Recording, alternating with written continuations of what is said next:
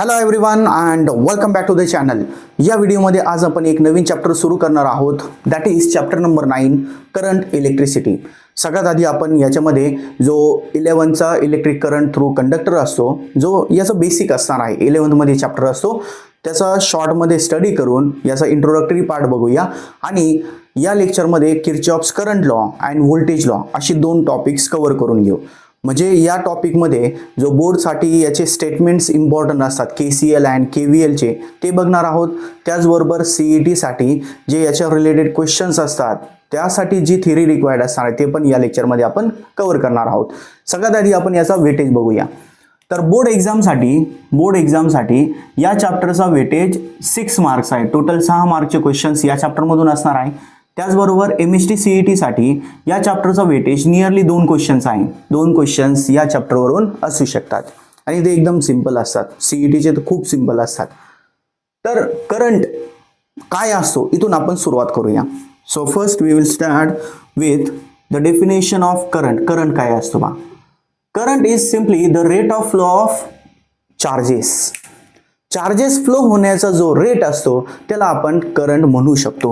म्हणजे याचा फॉर्म्युला काय येणार आहे? Current is represented by I is equals to dq upon dt, that is rate of flow of charges. म्हणून याचा युनिट जर आपण बघितलं फॉर्म्युलावरून तर कुलॉम पर सेकंड पाहिजेत. बट याचा SI युनिट जो असतो, SI युनिट इज एम्पियर.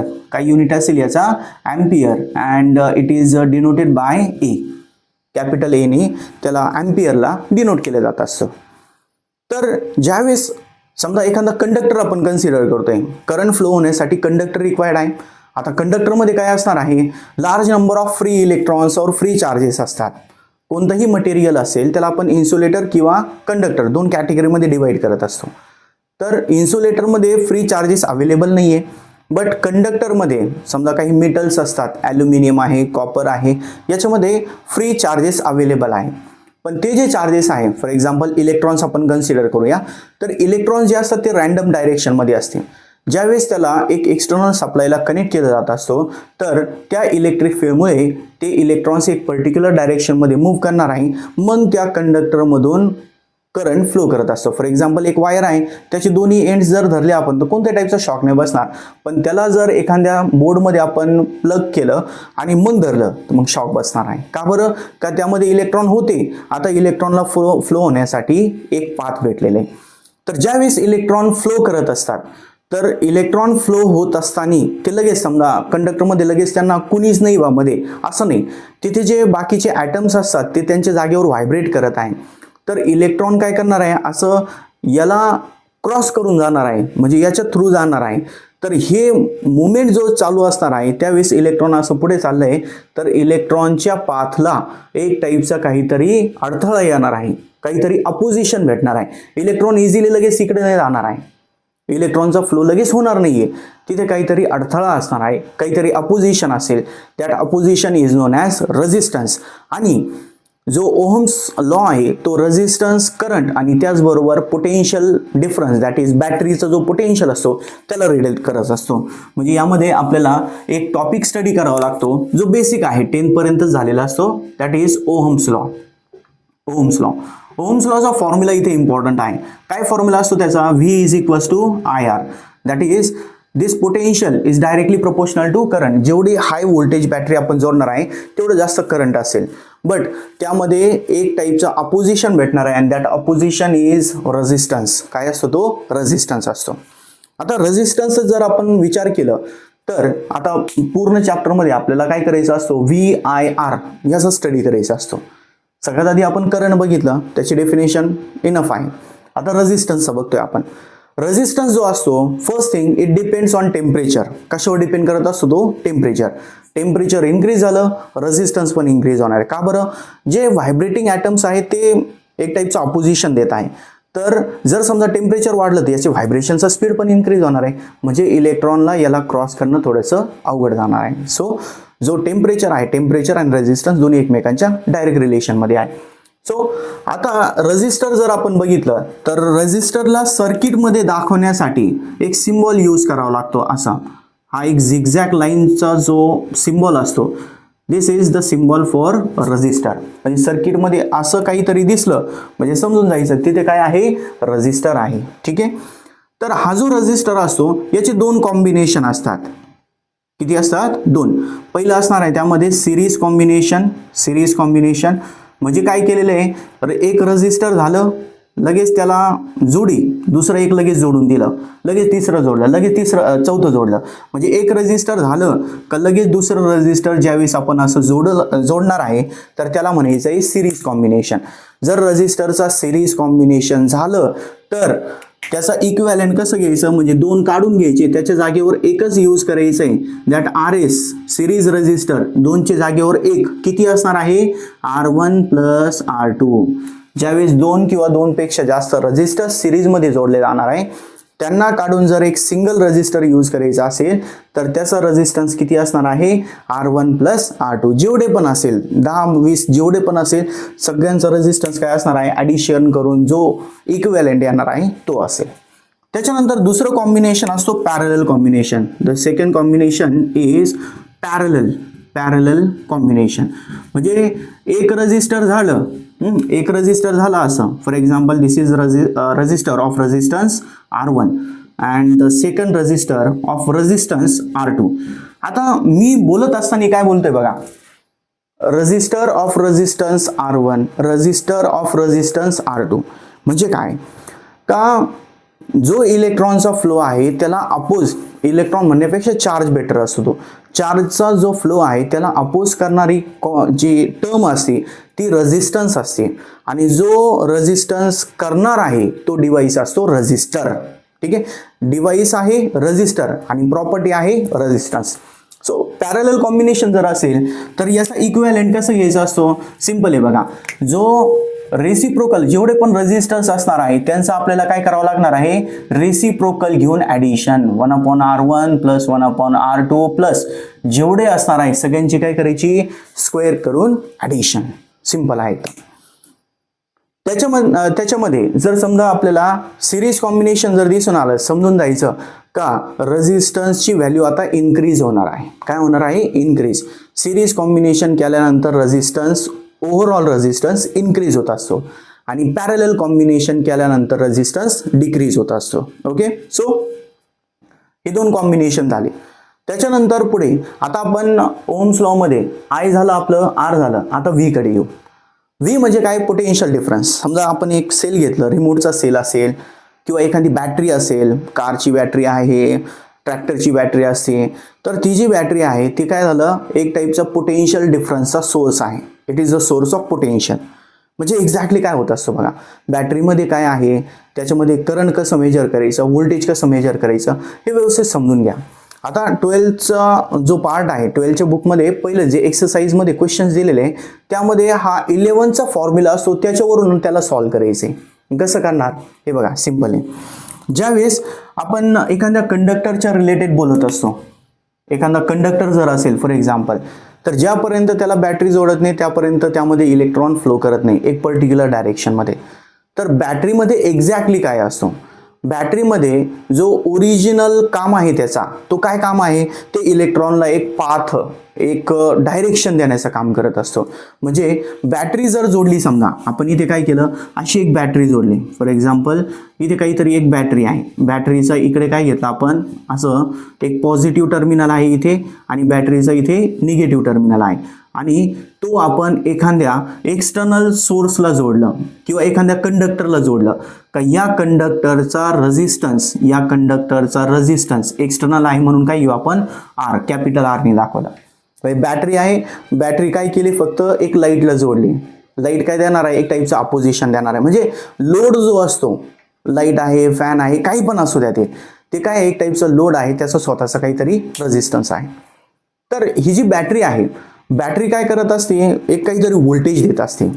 रियालिटीमध्ये जर समजा आपण व्होल्टमीटर घेतलं, त्याच्या दोन पॉईंट्स पॉझिटिव्ह आणि निगेटिव्ह पॉईंटला जर त्याचे टर्मिनल जोडले, व्होल्टमीटर व्होल्टेज मेजर करणार आहे, जोडल्यानंतर जो व्होल्टेज आपल्याला दिसून येणार आहे त्याला म्हणायचं आहे टर्मिनल पोटेन्शियल डिफरन्स. म्हणजे काय केलं मी, इथे एक पॉझिटिव्ह टर्मिनल आहे, इथे निगेटिव्ह टर्मिनल आहे. म्हणजे इथे जो असणार आहे तोच इथे असणार आहे. जर आपण इथे व्होल्टेज मेजर केलं तर इथलं जो व्होल्टेज असणार आहे त्याला काय म्हणायचं, टर्मिनल पोटेन्शियल डिफरन्स. काय झाला हा, टर्मिनल पोटेन्शियल डिफरन्स. म्हणजे बॅटरीच्या एंड पॉइंटला व्होल्ट मीटर जोडलं तर तेवढं भेटणार आहे. बट बॅटरी जे रिअलमध्ये पोटेन्शियल प्रोड्यूस करत असते त्याला म्हणायचं आहे EMF, सोर्स ऑफ EMF. इथे काय असणार आहे, जिथे पॉझिटिव्ह टर्मिनल आहे तिथे रियालिटीमध्ये काय, बॅटरीमध्ये जो ओरिजिनल प्रोड्यूस झालेला आहे त्याचा पॉझिटिव्ह टर्मिनल आहे. त्याच्यानंतर दुसरं इथे असणार आहे निगेटिव्ह टर्मिनल आणि त्याचबरोबर त्याचा स्वतःचा रेझिस्टन्स असणार आहे. हा झाला सोर्स ऑफ EMF E आणि हा झाला त्याचा इंटरनल रेझिस्टन्स R. हा जो आपण E घेत आहे ॲप्सिलॉन सारखा सिम्बॉल याला म्हणतात EMF, सोर्स ऑफ EMF. म्हणजे काय, इलेक्ट्रोमोटिव्ह फोर्सेस, इलेक्ट्रोमोटिव्ह फोर्स शॉर्टमध्ये EMF. हा वर्ड तुम्ही परत बघणार आहे बघा. आता 12च्या पार्टमध्ये सोर्स ऑफ EMF आहे, पण काय आहे तो एक्झॅक्टली. बॅटरीने जो ओरिजिनल व्होल्टेज किंवा पोटेन्शियल प्रोड्यूस केलेले आहे तो किती आहे, E एवढा आहे. आणि काय झालं का, बॅटरी जी आहे ती बॅटरी काहीतरी एक्सटर्नल मटेरियलने बनलेली आहे. जनरली बघितलं तर बॅटरीच्या वर अशी कोटिंग केलेली असते, म्हणजे काही मेटलिक प्लेट असणार आहे, त्याचबरोबर त्याच्यावर काहीतरी लिहिलेलं असतो, पेंटिंग केलेली असते. तर हे जे एक्सटर्नल काहीतरी त्याला मटेरियल लावायची गरज आहे त्याच्यामुळे काय होणार आहे, तो मटेरियल पण त्याला अपोजिशन देणार आहे, रेझिस्टन्स देणार आहे. तर बॅटरीचा स्वतःचा जो रेझिस्टन्स असेल तो असेल त्याचा इंटरनल रेझिस्टन्स. ओरिजिनल प्रोड्यूस केलेलं आहे एवढं, तसं आपलं गव्हर्नमेंटचं काम असेल बा, सरकारी निधी झाली, एक रोड बनवायचं आहे, 50 लाखाची मंजुरी आली, तर तो पूर्ण 50 लाख कॉन्ट्रॅक्टर डायरेक्टली रोड बनवण्यासाठी वापरणार आहे का, नाही वापरतो तो. त्यामध्ये काय होणार आहे, जे 50 लाख आलेले ते थोडे करून काय होणार आहे, शेवट 10 लाखामध्ये रोडचं काम होणार आहे. थोडक्यात काय, जो ओरिजिनल भेटलेलं आहे तो वेगळंच राहिलं, मध्ये काय होणार आहे, कटछाट होऊन काय होणार आहे, शेवट काहीतरी थोडंफार भेटणार आहे. सो इथे पण काय होत आहे, ओरिजिनलमध्ये प्रोड्यूस झालेलं काहीतरी पोटेन्शियल आहे त्याला म्हणायचं EMF, इलेक्ट्रोमोटिव्ह फोर्सेस. म्हणजे तो काय काम करणार आहे, इलेक्ट्रॉनला मूव्ह करण्यासाठी, इलेक्ट्रॉनला एक पर्टिक्युलर डायरेक्शनमध्ये मूव्ह होण्यासाठी हेल्प करत असतो. तो मिसनॉमर आहे. म्हणजे इथे काय, थोडक्यात जो EMF आहे तो कोणत्या टाईपचा फोर्स नाही आहे, it is not electromotive force. रियालिटीमध्ये तो फोर्स नाही आहे, जसं ग्रॅव्हिटेशनल फोर्स, इलेक्ट्रोस्टॅटिक फोर्स असो तसं नाही आहे. तो फक्त काय आहे, एक टाईपचं काहीतरी ॲक्शन दाखवत आहे, म्हणून त्यामध्ये EMF असं आलेलं आहे त्याचं नाव. म्हणजे तो काय करणार, फक्त इलेक्ट्रॉनला फ्लो होण्यासाठी हेल्प करणार आहे. सो ओरिजिनल सोर्स जो असणार आहे, जो बॅटरी प्रोड्यूस करणार आहे तो E एवढा असणार आहे. बट त्याचा इंटरनल रेझिस्टन्स असणार आहे, त्याच्या अक्रॉस थोडंफार लॉस होणार आणि मग काहीतरी त्याच्या टर्मिनल्सपर्यंत येणार आहे. जो टर्मिनलपर्यंत येणार आहे त्याला म्हणायचं टर्मिनल पोटेन्शियल डिफरन्स. तर हा एक्झॅक्टली टर्मिनल पोटेन्शियल डिफरन्स किती असेल तो आपल्याला फाइंड आउट करायचा आहे. सो यामध्ये काय होणार बघा, सिंपल आहे. जो बॅटरीने ओरिजिनल EMF प्रोड्यूस केलेला होता तो किती होता, E. पण इथे याच्या टर्मिनलवर किती भेटणार आपल्याला, V. Terminal potential difference is denoted bye V, capital V. आणि प्लस त्याच्याबरोबर अजून कुठे गेलेले लॉस झालेले या रेझिस्टरच्या अक्रॉस, परत ओहम्स लॉ यूज करायचा. V is equals to IR. म्हणजे याच्या अक्रॉस किती जाणार आहे, I इंटू R. म्हणजे हा असणार आहे टोटल EMF जो 2 पार्टमध्ये डिवाइड होणार आहे. क्लिअर. आता टर्मिनल पोटेन्शियल डिफरन्स कसं फाइंड आउट करायचं, टर्मिनल पोटेन्शियल डिफरन्स. तर टर्मिनल पोटेन्शियल डिफरन्ससाठी आपण काय करणार आहे, V is equals to simple काय फॉर्म्युला घ्यायचं, IR. कारण की टर्मिनल कुठे जोडले आपण, बॅटरीच्या एंड पॉइंटला, आणि जो व्होल्ट मीटर जोडलेला असेल, थोडक्यात इथे काय व्होल्ट मीटर घेतला आपण. व्होल्ट मीटरचा पण स्वतःच काही रेझिस्टन्स असेल तो आपण कॅपिटल R ने दाखवणार आहे आणि तो इथे जोडला. सो व्होल्ट मीटर जो जोडलेला आहे त्याचा व्होल्टेज जर मेजर केलं तर तो किती येणार आहे, V is equals to IR. But आपल्याला करंटच माहित नाही आहे. करंटची डायरेक्शन फर्स्ट थिंग बघा, ती पॉझिटिव्ह टर्मिनल पासून निगेटिव्ह टर्मिनल असते. फ्रॉम पॉझिटिव्ह टू निगेटिव्ह या सर्किटमध्ये तो फ्लो करणार आहे. म्हणजे करंट जो असतो, करंट त्यामध्ये असं नाही का समजा इलेक्ट्रॉन पॉझिटिव्ह पासून निगेटिव्ह कडे जात आहे. इलेक्ट्रॉन जे असतात ते निगेटिव्ह टू पॉझिटिव्ह जात असतात, त्याच्या अपोजिटमध्ये करंटची डायरेक्शन असते. थोडक्यात एवढं डिटेलमध्ये नाही जरी लक्षात राहिलं चालेल, फक्त एवढं लक्षात ठेवा, पॉझिटिव्ह टू निगेटिव्ह त्याची डायरेक्शन असेल. तर तो करंट किती असेल, परत इथे ओहम्स लॉ घ्यायचं बरं का. काय यूज करायचं, ओहम्स लॉ डबल यूज करायचंय. V equals to I R, I equals to V upon R. V म्हणजे काय, पोटेन्शियल. पूर्ण सर्किटमध्ये पोटेन्शियल कोणता आहे, हा आहे बघा E. So E upon resistance, इथे टोटल रेजिस्टन्स हा आर आहे, हा आर आहे, दोन्ही पण कसे जोडलेले आहे, सिरीज. सिरीज असेल तर काय करायचं, directly addition, R plus R आणि ब्रॅकेटच्या बाहेर असणार आहे इथे कॅपिटल आर. हा झाला आपलं volt terminal potential difference. Okay, तर एवढं पार्ट 11चा बेसिक असतो जो 12 साठी रिक्वायर्ड असतो. आता बघा, ज्यावेळेस आपण 12चे क्वेश्चन्स बघत असतो त्यामध्ये पहिलं जो क्वेश्चन आहे याच्यामध्ये एक्सरसाइजमध्ये जे याच्या रिलेटेड दिले तो क्वेश्चन बघा काय आहे. लिहायचं असेल तर स्लोली बघा, लिहून घ्या वाटलं sir. Voltmeter has a resistance of 100 ohm. First काय दिले, व्होल्टमीटरचा रेजिस्टन्स दिलेला आहे, मी लिहिलं इथे. हा व्होल्टमीटरचा रेजिस्टन्स, व्होल्टमीटर इथे जोडलेलं होतं त्याचा रेजिस्टन्स कॅपिटल आर आहे. So capital R is equals to किती दिलेलं आहे, 100 ओहम. 100 ओहम. एक एक्झाम्पल चालू आहे बरं का, लक्ष द्या व्यवस्थित. 100 ohm. What will be its reading. आता व्होल्टमीटर कोणती रीडिंग देत असतो, EMFची का टर्मिनलची, टर्मिनलची. सो इथे आपल्याला terminal potential difference find out करायचं आहे. ठीक आहे, त्यासाठी अजून काय दिलेलं आहे, when it is connected across a cell of EMF.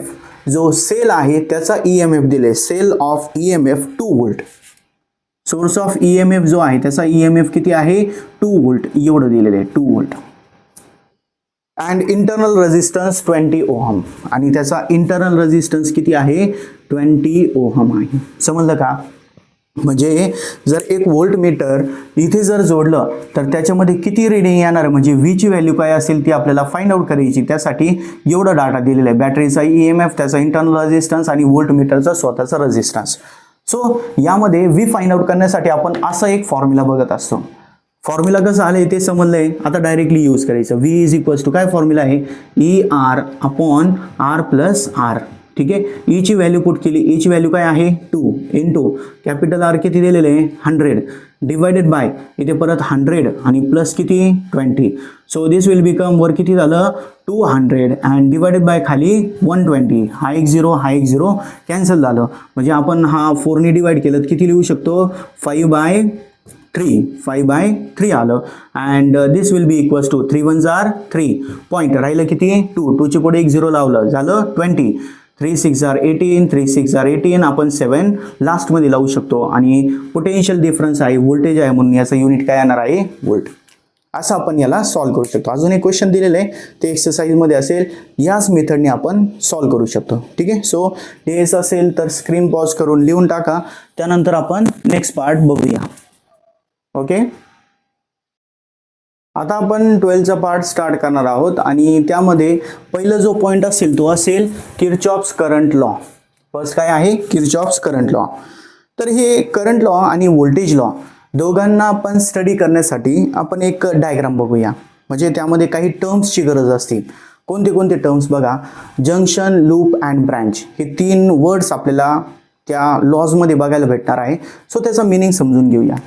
सगळ्यात आधी आपण एक डायग्राम इथे कन्सिडर, एक इलेक्ट्रिकल सर्किट बघू. समजा एक इलेक्ट्रिकल सर्किट आहे का ज्यामध्ये फर्स्ट काय दिलेलं आहे, इथे एक रजिस्टर दिलेलं आहे. ठीक आहे, हा R1 रेजिस्टन्स आहे. त्याचबरोबर इथे एक सोर्स ऑफ EMF आहे, म्हणजे एक बॅटरी जोडलेली आहे. त्याचा हा पॉझिटिव्ह टर्मिनल हा निगेटिव्ह टर्मिनल असा. त्याच्यानंतर परत इथे एक रजिस्टर दाखवलं. त्यानंतर या दोघांच्या मध्ये पण एक रजिस्टर आहे असं. त्यानंतर पुढे इथे अजून एक रजिस्टर दाखवलं. त्यानंतर इथे खाली पण एक रजिस्टर आहे आणि लास्टमध्ये इथे एक बॅटरी जोडलेली आहे. हा पॉझिटिव्ह टर्मिनल हा निगेटिव्ह टर्मिनल. याचा EMF E1 घेऊ, याचा EMF E2. हा R1 झालं, हा झालं R2, त्यानंतर हा R3, त्यानंतर R4 and this is R5. असे 5 रजिस्टर्स दाखवले. सो बघा यामध्ये आपल्याला या सर्किटवरून 3 टर्म्स स्टडी करायचे. फर्स्ट असेल जंक्शन. फर्स्ट काय असेल त्यामध्ये जंक्शन. जंक्शनचं मिनिंग काय, junction means the point where the 2 or more than 2 conductors are joined together. Junction is a point where 2 or more than 2 conductors are joined together. आता conductor ज्यावेळेस आपण म्हणणार आहे इलेक्ट्रिकल सर्किट आलं तर त्यामध्ये ही जे लाईन्स आपण ड्रॉ केलेले बघा, इथे रजिस्टर झालं, इथे बॅटरी झाली. आता दोघांच्या मध्ये तर लाईन आहे, अशी लाईन आहे. हा लाईन म्हणजे काय, वायर आहे थोडक्यात. लाईन म्हणजे काय, तिथे वायर असेल, फिजिकली तिथे वायर प्रेझेंट असेल किंवा दोघांना जॉईन करण्यासाठी काहीतरी असेल. सो ही जे लाईन्स आहे त्याचं मिनिंग आहे का तिथे काहीतरी वायर वगैरे जोडलेली. सो हे काय झाले, एक टाईपचे कंडक्टर झाले. असं पॉईंट का जिथे दोन किंवा दोनपेक्षा जास्त कंडक्टर जोडलेले असणार आहे त्याला म्हणायचं आहे जंक्शन. इथे जर आपण बघितलं तर हा एक पॉईंट आहे आणि इथे एक पॉईंट आहे बघा. इथे आपण नाही म्हणू शकत, इथे फक्त वायरला काय केलं, ट्विस्ट केलेलं आहे, जोडलेलं नाहीये, फक्त टर्न दिलेले आहे. तिथे सर्किटला दाखवण्यासाठी तिथे असं आहे. अदरवाईज वायर जर त्याच्यावरून जरी गेलेले असेल तरी आपण त्याला असं नाही म्हणू शकत की तिथे जॉईन केलेले. जॉईन कुठे केलेले, इथे केलेले, इथे केलेले. इथे काही कंडक्टर्सला आपण जॉईन केलेलं म्हणून त्याला काय म्हणायचं, जंक्शन. त्याच्यानंतर दुसरं पार्ट असणार आहे याच्यामध्ये ब्रँच. दुसरं काय असणार आहे, ब्रँच. ब्रँच म्हणजे काय, a conducting path between two junction. दोन जंक्शन मध्ये जो एक कंडक्टिंग पाथ असणार आहे त्याला म्हणायचं आहे ब्रँच. दोन जंक्शनच्या मध्ये. इथे जर आपण बघितलं तर ही एक ब्रँच झाली अशी. This is first branch, this is second branch, this is third branch. असे 3 ब्रँचेस आहे इथे. म्हणजे जिथे करंट फ्लो होऊ शकतो असे सगळे काय झाले त्याला आपण ब्रँच म्हणणार आहे. तर जो कंडक्टिंग पाथ असेल त्याला ब्रँच म्हणायचं आहे. त्याच्यानंतर थर्ड टर्म जी आपल्याला रिक्वायर्ड असते ती आहे लूप. थर्ड टर्म कोणती आहे, loop. Or this is also known as mesh. Loop किंवा मेश म्हणतात त्याला. लूप म्हणजे काय, a close conducting path in an electrical network is known as a loop or mesh. फक्त तिथे क्लोज कंडक्टिंग पाथ पाहिजे, सर्किट तिथे क्लोज झाले पाहिजे. जिथून स्टार्ट केलेले तिथे परत आलं पाहिजे. फॉर एक्झाम्पल इथून स्टार्ट केले, फिरून परत इथे आलं, ही फर्स्ट लूप झाली. त्याच्यानंतर इथून स्टार्ट केले, परत इथे आले, ही सेकंड लूप झाली. त्याच्यानंतर इथून स्टार्ट केले, बाहेरून फिरून इथे आलंय, ही पण एक लूप झाली. म्हणजे इथे किती लूप्स आहे, 3 लूप्स आहे. ठीक आहे. तर जो क्लोज कंडक्टिंग पाथ असतो त्याला काय म्हणायचं आहे, सिम्पली लूप म्हणायचं आहे. ओके, असे 3 टर्म्स असणार आहे. हे काय असणार आहे, point at which 2 or more than 2 conductors are join together. हा असणार आहे कंडक्टिंग पाथ बिटवीन 2 जंक्शन्स. आणि हा असणार आहे close conducting path in an electrical network. ठीक आहे, असे त्याचे डेफिनेशन्स असेल. आता आपण first law, Kirchhoff's current law बघूया. तर किर्चॉफ्स करंट लॉ काय आहे, त्याचं स्टेटमेंट काय सांगतोय, सिंपल आहे बघा. द अल्जेब्राइक सम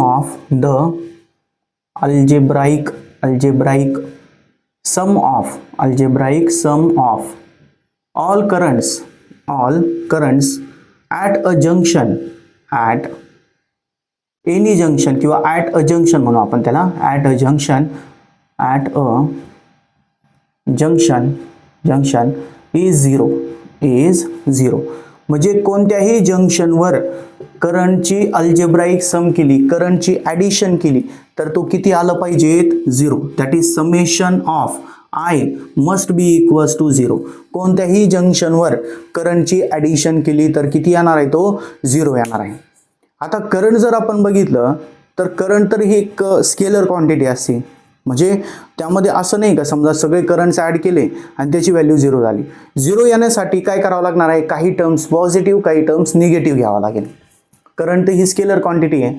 रिॲलिटीमध्ये जर बघितलं तर करंट ही टेन्सर क्वांटिटी असते. म्हणजे त्यामध्ये त्याला मॅग्निट्यूड असतो, त्याला डायरेक्शन असते, फक्त तो वेक्टर अल्जेब्राचे लॉज उभे करत नाही.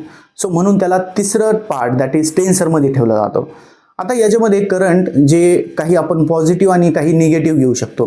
कशावरून, त्याच्यासाठी आपल्याला इथे काही साइन कन्व्हेन्शन बघावं लागेल. म्हणजे इथे आपण काही साइन कन्व्हेन्शन जर यूज केले, साइन कन्व्हेन्शन, तर त्याच्यावरून आपण जे करंटची ॲडिशन आहे ती 0 दाखवू शकतो. कसं दाखवायचं साइन कन्व्हेन्शन, पहिलं साइन कन्व्हेन्शन बघा काय असेल. अरायव्हिंग करंट जे असणार आहे, अरायव्हिंग करंट्स, जे करंट येणार आहे, अरायव्हिंग करंट्स जे करंट आलेले असतात त्याला कसं दाखवायचं, आपल्याला पॉझिटिव्ह साईनने दाखवायचं. आणि जे सेकंड लिव्हिंग करंट असणार आहे, जे सोडून चालले, एका जंक्शनला सोडून चालले, ते सगळे करंट्सला कसं दाखवायचं, इथे निगेटिव्ह दाखवायचं. अरायव्हिंग असेल, अरायव्हिंग म्हणजे काय, करंट तिथे येणार आहे. अरायव्हिंग जर असेल तर अरायव्हिंगसाठी काय आहे तो पॉझिटिव्ह, आणि जर लिव्हिंग असेल तर त्यावेळेस काय आहे तो निगेटिव्ह आहे. ठीक आहे. आपण एक जंक्शनवर समजा इथे दोन जंक्शन दिलेले, काही करंट येणार आहे काही जाणार आहे, त्याला आपण एक डायग्रामच्या फॉर्ममध्ये दाखवलं. फॉर एक्झाम्पल इथे काय केलं आपण का एक जंक्शन कन्सिडर केलं, त्या जंक्शनवर काही करंट येणार आहे आणि काही करंट जाणार आहे असं आपण कन्सिडर करूया. ठीक आहे. हा I1 कन्सिडर केलं, this is I2, this is I3, this is I4, this is I5. Okay. So असे काही आपण एका जंक्शनवर करंटची डायरेक्शन आणि त्याची व्हॅल्यूज I1, I2, I3 अशी दाखवली. तर या पॉईंटवर जे करंट येणार आहे त्याला कशी दाखवायचं, पॉझिटिव्हने. म्हणजे कसं बघा, आता I1 कसं असणार आहे, अरायव्हिंग आहे म्हणून कसं घ्यायचं त्याला positive. So I1 will be positive, असं आपण I1 घेतला, I1. त्याच्यानंतर दुसरं I2 बघा, I2 कसं आहे, लिव्हिंग आहे, तो या जंक्शन पासून लांब जातोय. लांब जात असेल तर कसं घ्यायचं त्याला निगेटिव्ह, -I2. त्याच्यानंतर तिसरं बघा I3, I3 पण जात आहे, जाणारं कसं घ्यायचं आपल्याला निगेटिव्ह, -I3 घेतलं. त्याच्यानंतर I4 अरायव्हिंग आहे, येत आहे तो, म्हणून काय घ्यायचं पॉझिटिव्ह. आणि लास्ट I5 पण कसं आहे, अरायव्हिंग आहे म्हणून काय घ्यायचं त्याला पॉझिटिव्ह. सॉरी कोणतं होता, हां I4 होतं इथे, I4, आणि इथे काय येणार आहे I5. हे सगळ्यांची ॲडिशन किती झाली आता 0. काही टर्म्स पॉझिटिव्ह आहे, काही टर्म्स निगेटिव्ह आहे, म्हणून काय झाले ते सगळ्यांची ॲडिशन 0 झाली. आता जर समजा मी सगळे निगेटिव्ह टर्म्सला तिकडे पाठवलं, कसं लिहू शकतो मी याला, I1 पॉझिटिव्ह टर्म कोणती अजून I4 आहे आणि I5 आहे, इक्वल्स टू काय आलं, हे तिकडे गेल्यानंतर पॉझिटिव्ह झाले, that is I2 plus I5. म्हणजे यामध्ये जर आपण बघितलं तर लेफ्ट साईडला सगळे अरायव्हिंग करंट्स आहे आणि राईट साईडला कोणते आहे लिव्हिंग. सो आपण काय म्हणू शकतो इथे, द सम ऑफ दुसरं याचा स्टेटमेंट काय म्हणू शकतो आपण, sum of arriving current, sum of arriving currents is equals to काय असणार आहे, is equals to sum of leaving currents. जे येत आहे त्यांची ॲडिशन आणि जे जात आहे त्यांची ॲडिशन ही दोन्ही कशी असणार आहे, इक्वल असेल. ठीक आहे. सो असं आपण KCL अप्लाय करू शकतो. तर याच्यामध्ये सिंपल आहे बघा, यामध्ये जे CETचे क्वेश्चन्स असणार आहे त्यामध्ये सर्किट्स दिलेले असतात आणि त्यामध्ये करंट येणार आहे का जाणार आहे अलॉंग विथ द मॅग्निट्यूड, एक अननोन करंट असेल त्याची व्हॅल्यू किती असेल ती फाइंड आउट करायची असते. ठीक आहे. हे झाल्यानंतर आपण बोर्डचं जे क्वेश्चन असतात ते घेऊ, सेम तसं CETला पण असतात. ओके. त्याच्यानंतर दुसरं पार्ट आपल्याला बघायचं यामध्ये, द सेकंड पार्ट इज किंवा सेकंड लॉ जो असणार आहे किरचॉफचा, तो आहे Kirchhoff's voltage law. Kirchhoff's voltage law आणि याला KVL म्हणतात, KVL, किरचॉफ्स व्होल्टेज लॉ. एक महत्त्वाचं पॉईंट राहिलं बरं का, एक महत्त्वाचं पॉईंट काय का, जो कन्झर्वेशन आहे दोन्ही लॉजमध्ये कोणाचा आहे बघा. आता पहिल्यामध्ये करंट इथे सेम राहतोय, कॉन्स्टंट राहतोय. So this is Kirchhoff's current law. काय आहे Kirchhoff's current law is conservation of charges. इथे काय होणार आहे, कन्झर्वेशन ऑफ चार्जेस कसे राहणार आहे, कन्झर्व्ड राहणार आहे, कॉन्स्टंट राहणार आहे, जेवढे आलेले तेवढे जाणार आहे. सो चार्जेस आर कन्झर्व्ड आपण असं म्हणू शकतो याच्यावरून. आता दुसरं लॉ झाल्यानंतर बघू त्याच्यामध्ये कशाचं कन्झर्वेशन आहे. तर स्टेटमेंट काय याचा, इथे बघा याचा स्टेटमेंट काय असणार आहे, the algebraic sum of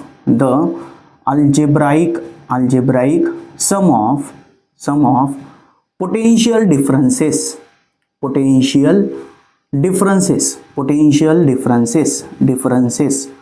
and EMFs electromotive force is zero. बघा सिंपल आहे बघा, याच्यामध्ये दोन पार्ट येणार आहे, दोन्ही पण पोटेन्शियलच्या रिलेटेड आहे. पहिलं, जर समजा एक रेझिस्टर आहे त्याच्या अक्रॉस करंट जर फ्लो झालं, त्याच्या थ्रू जर करंट फ्लो झालं तर तिथे पोटेन्शियल डिफरन्स असणार आहे, V is equals to IR. आणि जर समजा एखाद्या सर्किटमध्ये जेवढे पण बॅटरीज आहे ते सगळ्यांची ॲडिशन केली तर दोघांची ॲडिशन किती येणार आहे 0. That means summation of potential difference म्हणजे काय IR जेवढे पण असेल त्यांची प्लस समेशन ऑफ जेवढे पण EMFs आहे हे दोघांची ॲडिशन किती येणार आहे 0 येणार आहे. आता असं कधी पॉसिबल आहे, कधी पॉसिबल आहे त्याच्यासाठी आपल्याला परत बघायचे यामध्ये साइन कन्व्हेन्शन्स. Sign convention. आता साइन कन्व्हेन्शन्स कशासाठी असणार आहे, पहिलं जो असणार आहे तो पोटेन्शियल डिफरन्ससाठी असणार आहे. पहिलं कशासाठी असणार आहे पोटेन्शियल डिफरन्स, म्हणजे त्यामध्ये जो पोटेन्शियल डिफरन्स आहे IR तो पॉझिटिव्ह कधी घ्यायचा आणि निगेटिव्ह कधी घ्यायचा. सिंपल आहे बघा. पहिलं काय त्याच्यामध्ये फर्स्ट पार्ट असणार आहे first number if direction of current if direction of current and direction of tracing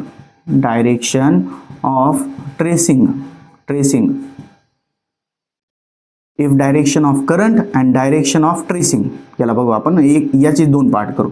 direction of current आणि ज्या डायरेक्शन मध्ये आपण ट्रेस करत ट्रेसिंगचा मिनिंग पुढे लक्षात येईल बरं का. Direction of current and direction of tracing पहिलं पॉईंट जर सेम असेल तर सेम असल्यानंतर इथे जो पोटेन्शियल डिफरन्स आहे तो काय घ्यायचा आपल्याला निगेटिव्ह, म्हणजे लिहिणार काय आपण -IR minus current into resistance. आणि दुसरं जर ते अपोजिट असेल if the direction of current and direction of tracing is opposite then we will take a positive sign आणि लिहिणार कसं त्याला +IR. आता फक्त काय चालू आहे ते बघा, काय असणार आहे ते आपण याच्यामध्ये सर्किटवरून समजून घेऊया. जर डायरेक्शन सेम असेल तर काय घ्यायचं निगेटिव्ह साइन आणि डायरेक्शन अपोजिट असेल तर काय घ्यायचं त्यामध्ये पॉझिटिव्ह साइन घ्यायचं आहे. हे कशासाठी झालं पोटेन्शियल डिफरन्स जिथे रेझिस्टर असेल त्याच्या अक्रॉस. आणि दुसरं कशासाठी असणार आहे EMF साठी. जेवढं पण सोर्सेस ऑफ EMF किंवा बॅटरीज आहे त्या केसमध्ये काय ते सर्किटवरून लक्षात घ्या. पहिलं जर समजा बॅटरी ट्रेस करत असताना अशी आली, समजा जसा EMF E एवढा आहे अशी जर बॅटरी आली ट्रेसिंग आपण या डायरेक्शनला करत असेल तर त्यावेळेस काय घ्यायचं आपल्याला निगेटिव्ह साइन घ्यायचं आहे. काय घ्यायचं आहे निगेटिव्ह.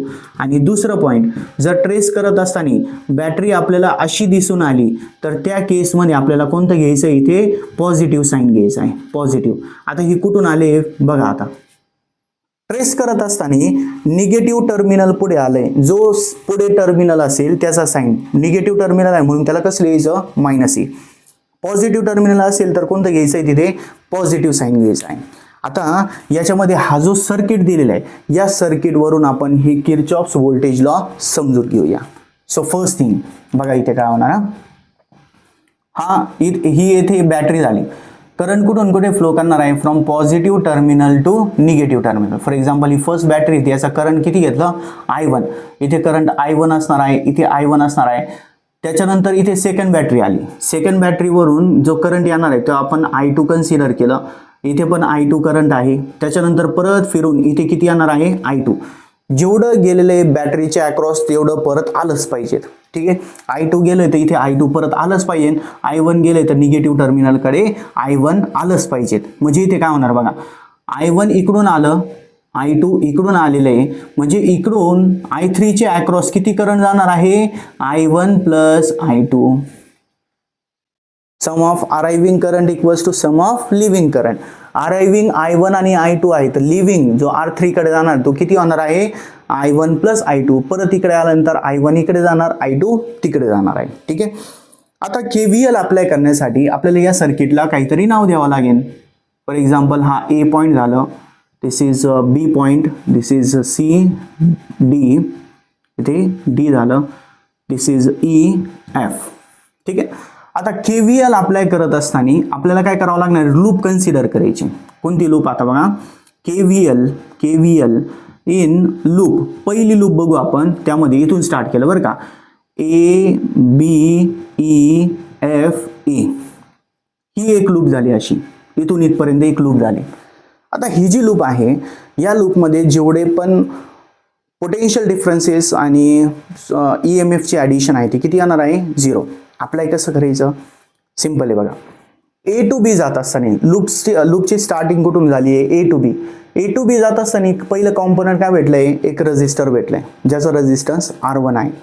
त्याच्यानंतर करंट किती त्यामध्ये I1, म्हणजे पोटेन्शियल डिफरन्स किती असेल त्याचा I1 R1. ठीक आहे. आता हा पॉझिटिव्ह घ्यायचं का निगेटिव्ह घ्यायचं, डायरेक्शन ऑफ ट्रेसिंग कशी आहे ए टू बी, कुठून कुठे चाललोय आपण ए टू बी, आणि करंटची डायरेक्शन पण कुठे आहे A to B. Direction of tracing and direction of current is same. In that case there will be a negative sign. इथे काय येणार आहे निगेटिव्ह साईन. जर सेम असेल तर काय आलं निगेटिव्ह साईन. त्याच्यानंतर बी पर्यंत दुसरं काही नाही, बी पासून ई कडे घ्यायचंय. बी टू ई जात असताना एक रजिस्टर आलं, त्याच्यामध्ये करंट किती आहे IR घ्यायचे बरं. परत I1 प्लस I2 एवढं करंट आहे आणि रेजिस्टन्स किती आहे R3. आता त्याचं साईन कोणतं घ्यायचं, पॉझिटिव्ह का negative. Direction of tracing B to E, direction of current B to E same आहे म्हणून परत किती घेतलं मायनस साईन. कोणतं घेतलं मायनस साईन. त्याच्यानंतर ई पासून कुठे जायचं आपल्याला एफ कडे. ई टू एफ जात असताना परत कॉम्पोनंट कोणतं आलं R4. डायरेक्शन ऑफ ट्रेसिंग काय आहे E to F, direction of current काय आहे ई टू एफ, दोन्ही सेम आहे म्हणून काय घ्यायचं इथे निगेटिव्ह साईन. आणि करंट किती त्यामध्ये या सर्किटसाठी या लूपसाठी किती होतं, या इकडचे बरं का ब्रँचसाठी, सॉरी या ब्रँचसाठी किती होतं I1. तर इथे काय आलं मायनस I1 R4. अजून काय राहिलंय पुढे एफ पर्यंत आलोय आपण. एफ पासून परत कुठे जायचंय आपल्याला ए कडे. काय भेटले आपल्याला एक बॅटरी. बॅटरी कशी भेटली आपल्याला, ट्रेस करत असताना F2A कडे जात असताना पुढचं टर्मिनल बघा कोणतं आहे पॉझिटिव्ह आहे म्हणून काय करायचं यामध्ये प्लस E1 घ्यायचं इक्वल्स टू किती आलं 0.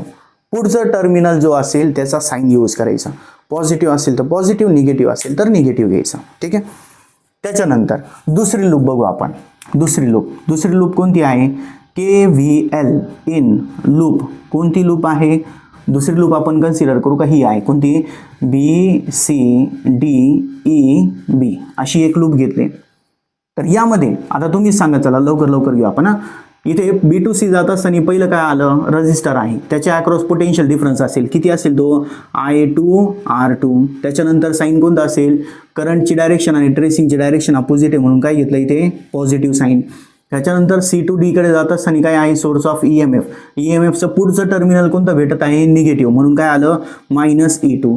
त्याच्यानंतर D2E जात असताना काय आहे एक रजिस्टर आहे, त्याच्यामध्ये करंट किती आहे या ब्रँचसाठी किती आहे I2. तर इथे काय आलं I2 R5. करंट आणि ट्रेसिंग अपोजिट डायरेक्शन म्हणून काय आलं इथे पॉझिटिव्ह साईन.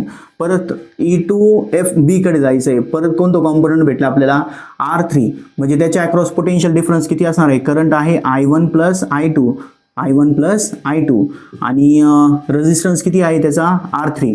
दोघांची डायरेक्शन करंट आणि ट्रेसिंगची डायरेक्शन अपोजिट आहे म्हणून काय घेतलं पॉझिटिव्ह साईन आणि इक्वल्स टू किती आलं 0. समजलं का. त्याच्यानंतर परत लास्ट एक लूप घेऊ आपण outer most KVL in loop. Last loop कोणती आहे मोठी लूप घेऊ ABCD परत कुठे EFA. ठीक आहे. पहिलं बघा A to B जात असताना काय आहे करंट आहे I1 रेजिस्टन्स आहे R1 ट्रेसिंग करंटची डायरेक्शन सेम आहे म्हणून काय आलं मायनस I1 R1. त्याच्यानंतर B2C जात असताना R2 आहे आणि दोघांची डायरेक्शन अपोजिट आहे म्हणून काय घेतलं प्लस I2 R2. त्याच्यानंतर सोर्स ऑफ EMF आहे, पुढचं टर्मिनल बघा कोणतं आहे निगेटिव्ह आहे म्हणून काय घेतलं इथे मायनस E2. D2E येत असताना काय आहे करंट आहे I2 त्याच्यामध्ये रेजिस्टन्स आहे R5, दोघांची डायरेक्शन अपोजिट आहे म्हणून काय घेतलं पॉझिटिव्ह साईन I2 R5. त्याच्यानंतर E2F कडे येत असताना कोणतं आहे R4. करंटची डायरेक्शन ट्रेसिंगची डायरेक्शन सेम आहे म्हणून इथे निगेटिव्ह साईन I1 R4 आलं. आणि लास्टमध्ये एक बॅटरी आहे, बॅटरीचं पुढचं टर्मिनल पॉझिटिव्ह म्हणून काय आलं इथे प्लस E1 आणि इक्वल्स टू किती आलं 0. सो असं आपण KVL इथे अप्लाय करू शकतो. समजलं.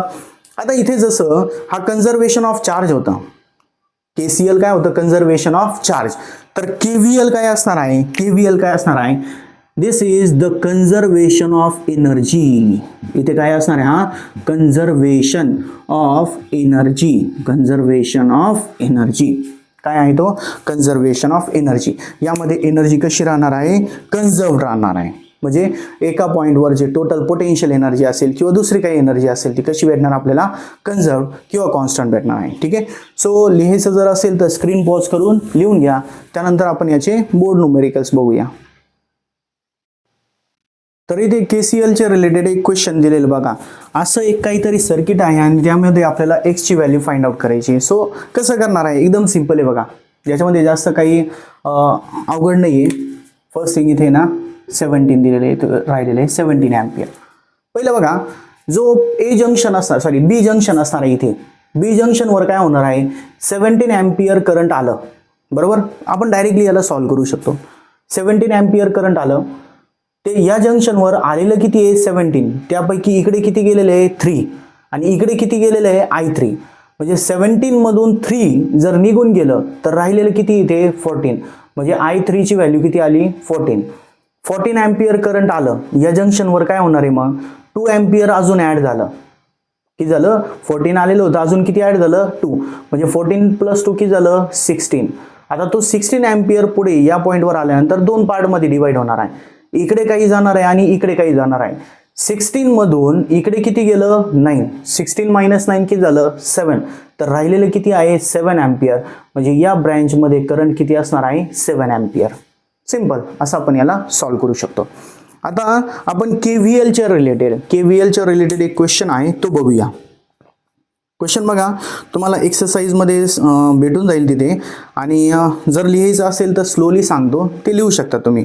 Battery of EMF 4 volt and internal resistance 1 ohm is connected in parallel with another battery of EMF 1 volt and internal resistance 1 ohm with their like poles connected together. म्हणजे बघा काय केलेलं याच्यामध्ये सर्किट कसं आहे बघा. आता याच्यामध्ये एक बॅटरी आहे का ज्याचा पोटेन्शियल EMF किती आहे 4 volt आणि त्याचा इंटरनल रेजिस्टन्स किती आहे, इंटरनल रेजिस्टन्स इज 1 ohm. इथे 1 ohm इंटरनल रेजिस्टन्स आहे. तर याच्याच पॅरलल मध्ये दुसरी एक बॅटरी घेतलेली आहे का ज्याचा EMF किती आहे 1 volt आहे आणि त्याचा स्वतःचा इंटरनल रेजिस्टन्स किती आहे 1 ohm एवढं दिलेलं आहे. दोघांचे लाईक पोल्स जॉईन केले.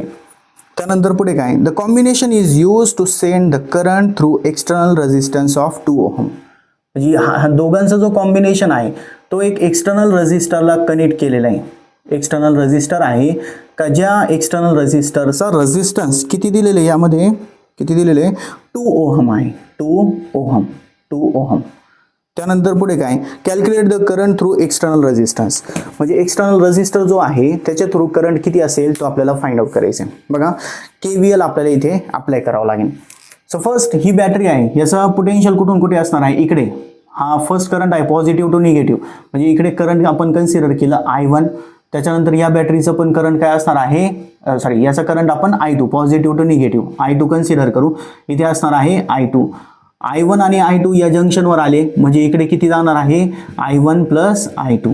म्हणजे आपल्याला I1 + I2 हे केल्यानंतर 2 ohmच्या अक्रॉस किती रेजिस्टन्स भेटणार आपल्याला तो भेटणार आहे. सो याच्यासाठी काय केलं, या सर्किटला नाव दिलं.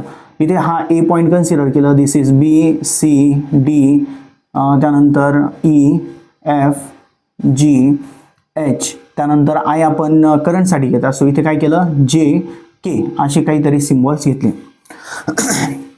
जर आपल्याला करंट फाइंड आउट करायचं असेल I1 I2 तर त्यावेळेस काय करायचं, KVL अप्लाय करत असताना एक आउटर लूपसाठी घ्यायचं आणि दुसरं इनर लूपसाठी, अप्पर पार्टसाठी आणि दुसरं लोअर पार्टसाठी.